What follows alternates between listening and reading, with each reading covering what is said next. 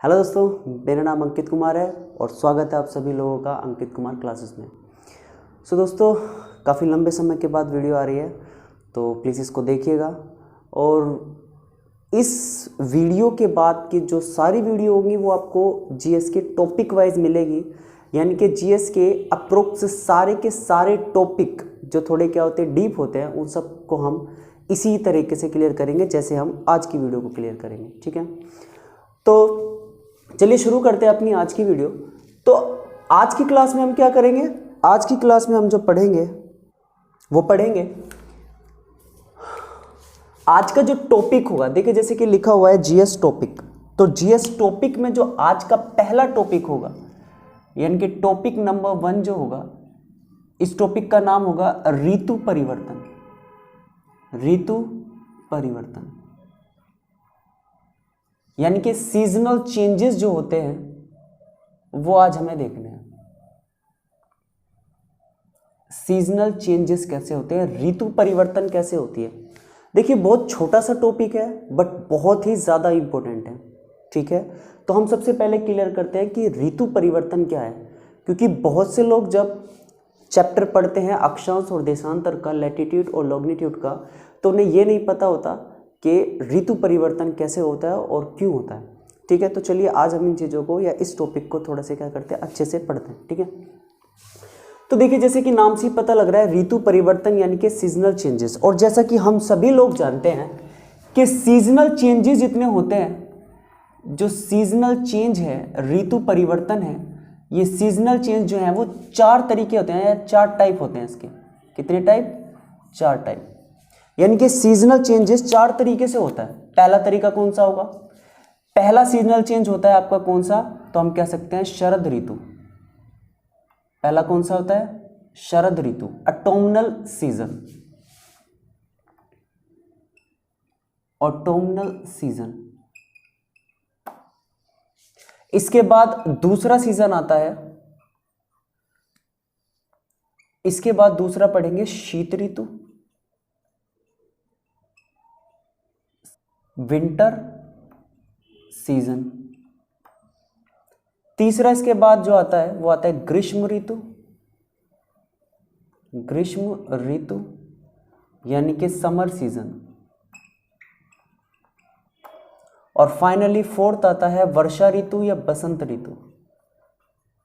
वर्षा ऋतु, इसी को ही फिलहाल हम लिख देते हैं बसंत ऋतु। बसंत ऋतु यानी कि रेनी या रेनफॉल सीजन।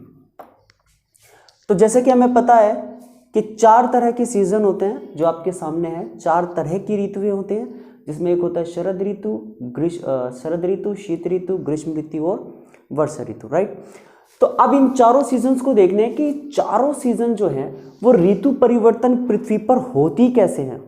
आगे बात समझ में नहीं?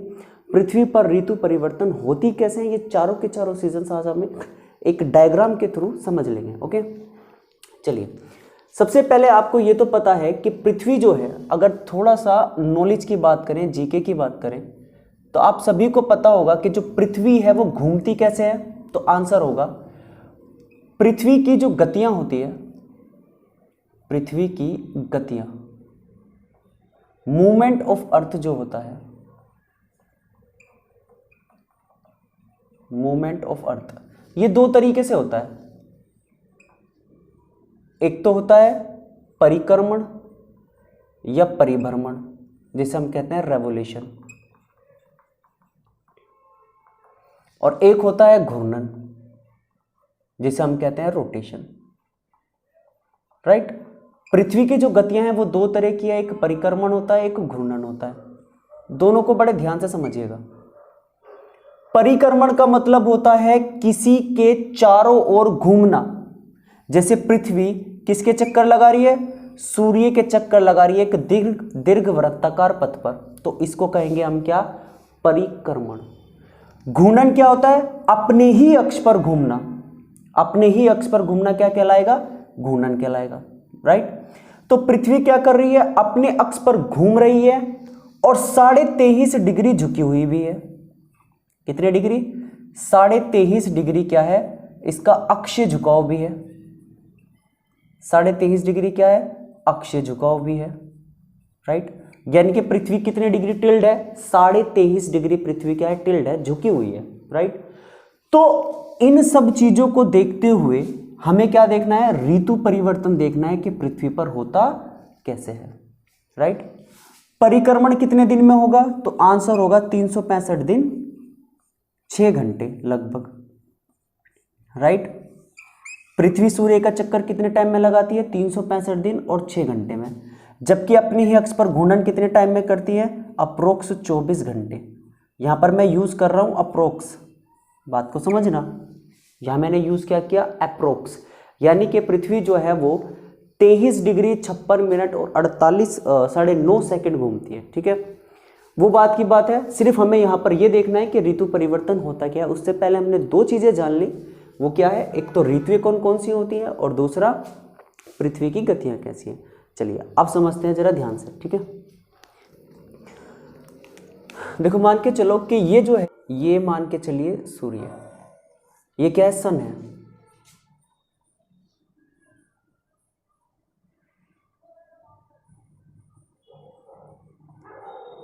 ठीक है। ये क्या है, ये सन है।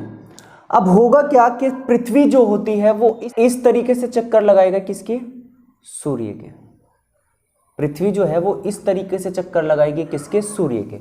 यानी कि इसी पथ को कहा जाएगा इलिप्टिकल शेप या इलिप्टिकल पथ।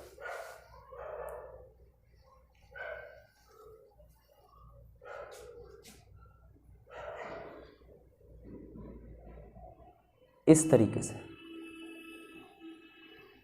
तरीके से पृथ्वी किसका चक्कर लगाएगी, सूर्य का। और इसी पाथ को कहा जाएगा इलिप्टिकल पाथ या दीर्घवृत्ताकार पथ, ठीक है। अब जरा समझो यहां पर, अब होगा ये कि पृथ्वी जो है वो यहां पर मान के चलो, सबसे पहली स्थिति पृथ्वी की कहां है, यहां है। यहां क्या है, पृथ्वी की सबसे पहली स्थिति है। और हम सभी जानते हैं कि पृथ्वी 23.5 डिग्री क्या है, टिल्ड। ये नॉर्थ पोल हो गया, ये साउथ पोल हो गया, ठीक है। समझना ध्यान से क्या कह रहा हूं। बीच वाली लाइन जो होती है इसको कहते हैं भूमध्य रेखा। बीच वाली लाइन को क्या कहते हैं, भूमध्य रेखा।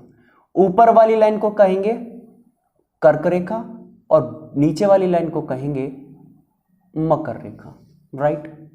अब होगा क्या, ध्यान से सुनना। सबसे पहली स्थिति देखने को मिलेगी 23 सितंबर। कब देखने को मिलेगी, 23 सितंबर। 23 सितंबर के दिन सूर्य की सीधी किरणें पड़ेंगी किस रेखा पर, तो आंसर होगा भूमध्य रेखा पर। सूर्य की सीधी किरणें किस पर पड़ेंगी, भूमध्य रेखा पर पड़ेगी। और जब सूर्य की सीधी किरणें भूमध्य रेखा पर पड़ेगी तो सबसे पहली कंडीशन देखने को मिलती है 23 सितंबर को। और इसी दिन भूमध्य रेखा पर क्या होते हैं, दिन और रात बराबर होते हैं। दिन व रात क्या होते हैं, बराबर। डे नाइट कैसी होती है, इक्वल होते हैं। और यह स्थिति कब देखने को मिलती है, 23 सितंबर को। ध्यान से सुनना क्या कह रहा हूं। 23 सितंबर के दिन भूमध्य रेखा पर सूर्य की सीधी किरणें पड़ती हैं, जिस कारण भूमध्य रेखा पर दिन और रात क्या होते हैं, बराबर होते हैं। बात क्लियर है यहां पर। अब क्या होगा, अब जब भूमध्य रेखा पर दिन रात बराबर है तो ऐसी स्थिति में देख रहे हो नॉर्थ पोल जो है वो सूर्य की किरणों से दूर है, जबकि साउथ पोल जो है वो सूर्य की किरणों के ज्यादा नजदीक है। यानी कि उत्तरी गोलार्ध दूर है किससे, सूर्य से, और दक्षिण गोलार्ध नजदीक है किसके, सूर्य के। इतनी बात समझ में आई। तो उत्तरी गोलार्ध में शुरू हो जाती है शरद ऋतु। कौन सी ऋतु, शरद ऋतु। जबकि दक्षिणी गोलार्ध में शुरू होती है बसंत ऋतु। कौन सी ऋतु, बसंत ऋतु। इतनी बात समझ में आई है नहीं। क्या कहा मैंने कहा कि पृथ्वी का जो उत्तरी गोलार्ध है वो दूर है किससे, सूर्य से, और वहीं दक्षिणी गोलार्ध नजदीक है किसके, सूर्य के। तो उत्तरी गोलार्ध में होती है शरद ऋतु दूर होने के कारण, यानी कि ठंड वाला सीजन शुरू होता है। जबकि यहाँ पर बसंत ऋतु की शुरुआत होती है, जब ज्यादा गर्मी पड़ती है तो वर्षा की शुरुआत होती है। क्लियर है नहीं है, तो बसंत ऋतु शुरू होती है। एक स्थिति ये होगी, एक स्थिति ये होगी जब पृथ्वी जो होगी वो सूर्य के यहाँ होगी, यानी कि दूर होगी। एक स्थिति ये आएगी। अब जरा ध्यान से सुनो, पृथ्वी इस तरीके से टिल्ड है, तो एक स्थिति तो जब नजदीक हुई, एक स्थिति फिर से क्या होगी, दो, हमेशा दो ही स्थिति होगी। पृथ्वी में सिर्फ दो ही स्थिति पैदा होगी, एक उपसौर की, एक अपसौर की। अपसोर हो गया जब पृथ्वी सूर्य से ज़्यादा दूर है, जैसे दूर होती है जब, वो होता है 3 जनवरी को। और एक होता है अपसोर जब पृथ्वी सूर्य के ज़्यादा दूर होती है। 2 ही स्थिति होती है जिसमें सबसे पहली होती है उपसोर और दूसरी होती है अपसोर। उपसोर में पृथ्वी सूर्य के नज़दीक होती है और अपसोर में पृथ्वी सूर्य से क्या होती है, दूर होती है। क्लियर। अब यहां पर क्या होगा, बीच वाली लाइन जो होगी, ये वाली लाइन होगी भूमध्य रेखा की, ये वाली लाइन होगी कर्क रेखा की, और ये वाली लाइन होगी मकर रेखा की। अब ऐसी स्थिति में, यानी कि ऐसी स्थिति में क्या होगा, लगभग टाइम होगा 22 दिसंबर का। कब का टाइम होगा, 22 दिसंबर का। 22 दिसंबर के दिन क्या होगा, सूर्य की सीधी किरणें पड़ेंगी किस पर, मकर रेखा पर। सूर्य की सीधी किरणें किस पर पड़ेंगी, मकर रेखा पर। नीचे कौन सी है, मकर रेखा। अब ध्यान से देखो, फिर से सूर्य के नजदीक कौन सा गोलार्ध है, दक्षिणी गोलार्ध, और सूर्य से दूर कौन सा है, उत्तरी गोलार्ध। तो ये ध्यान से सुनो, 22 दिसंबर से ही शुरू होगा उत्तरी गोलार्ध, चूंकि और ज्यादा दूर हो गया तो यहां शुरू होगी शीत ऋतु, यहां शुरू होगी शीत ऋतु। और चूंकि दक्षिणी गोलार्ध सूर्य के नजदीक हो गया तो यहां पर शुरू होगी क्या, ग्रीष्म ऋतु, यहां शुरू होगी ग्रीष्म ऋतु। और ये कंडीशन हर 3 माह बाद होगी, हर 3 महीने बाद। कितने महीने बाद, हर 3 महीने बाद। देखो यहां पर सितंबर, अक्टूबर, नवंबर, दिसंबर, 3 महीने। 3 महीने बाद अगली कंडीशन, 3 महीने बाद अगली कंडीशन। इतनी बात समझ में आ गई। तो सूर्य की जब सीधी किरणें मकर रेखा पर पड़ेंगी तब उत्तरी गोलार्ध में होगा शीत ऋतु और दक्षिणी गोलार्ध में होगा ग्रीष्म ऋतु। क्लियर। अगला देखो, अगली कंडीशन क्या होगी। अब देखो, अब पृथ्वी है फिर से यहां पर है, पृथ्वी की स्थिति फिर यहां पर है। अब क्या होगा तो समझते हैं। देखो इस तरीके, नॉर्थ पोल यहां पर हो गया, साउथ पोल। बीच वाली लाइन जो हुई वो हुई भूमध्य रेखा की, इससे ऊपर वाली लाइन हुई कर्क रेखा, इससे नीचे वाली हुई मकर रेखा। फिर से सूर्य की सीधी किरणें पड़ेंगी किस पर, भूमध्य रेखा पर। इक्वेटर पर फिर से सूर्य की सीधे किरणें पड़ेंगी, और ये कंडीशन आप सभी को पता है होगी 21 मार्च को। कब होगी, 21 मार्च को। देखो 2 बार कंडीशन ऐसी हो रही है कि सूर्य की सीधी किरणें भूमध्य रेखा पर पड़ रही है। एक तो हो गया 23 सितंबर, एक हो गया 21 मार्च। तो 21 मार्च को फिर से सूर्य की सीधी किरणें किस पर पड़ेंगी, भूमध्य रेखा पर। 21 मार्च को फिर से दिन रात क्या होंगे, बराबर। फिर से दिन रात क्या होंगे, दिन रात बराबर होंगे। बात समझ में आई या नहीं।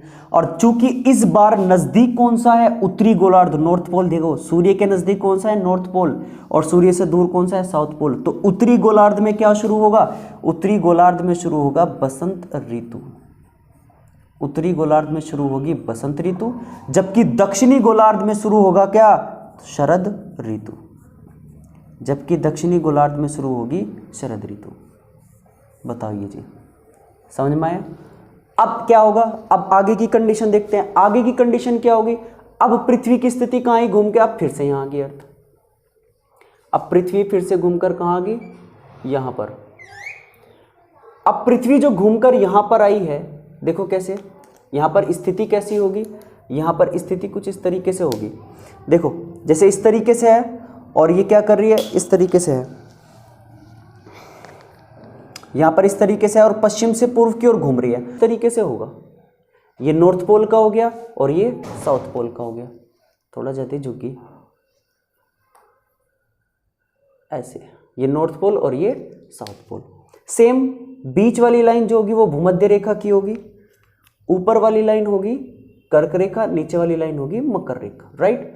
तो सूर्य की सीधी किरणें अब पड़ेंगी किस पर, कर्क रेखा पर। सूर्य की सीधी किरणें अब पड़ेंगी कर्क रेखा पर। बात समझ में आई या नहीं।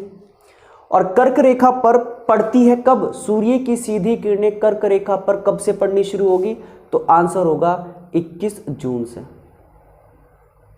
21 जून से 21 जून से सूर्य की सीधी किरणें पड़ेंगी किस पर, कर्क रेखा पर। अब चूंकि 21 जून को कर्क रेखा, ध्यान से देखो, देखो अब यहां पर सूर्य के नजदीक कौन सा है, नॉर्थ पोल, यानी कि उत्तरी गोलार्ध, और सूर्य से दूर कौन सा है, दक्षिणी गोलार्ध। तो सेम सीजन में बस क्या हो जाएंगे, चेंज हो जाएंगे, विपरीत हो जाएंगे।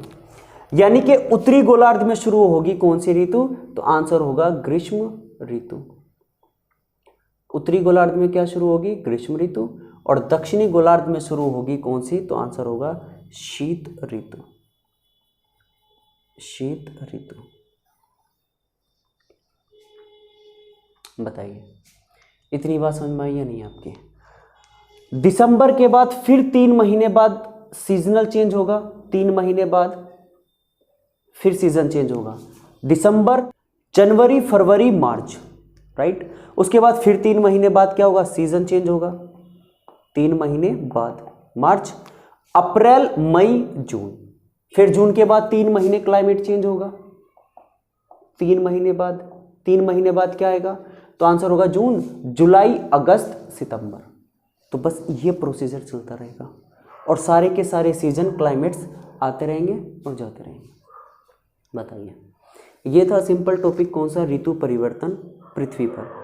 यानी कि सिंपल सी बात में अगर बात करें तो क्या हो रहा है? तो सिंपल सा बात यह है कि पृथ्वी पर ऋतु परिवर्तन जो हो रहे हैं वो 2 कारणों से हो रहे हैं। एक तो पृथ्वी अपने ही अक्ष पर क्या हो रही है? पश्चिम से पूर्व की ओर घूम रही है। ध्यान रखना, कभी भी पूछ लेता है कि पृथ्वी की डायरेक्शन क्या है, तो डायरेक्शन क्या होगी कि पृथ्वी पश्चिम से पूर्व की ओर घूमती है, राइट। और दूसरा कारण हुआ पृथ्वी का 23.5 डिग्री झुके होने के कारण।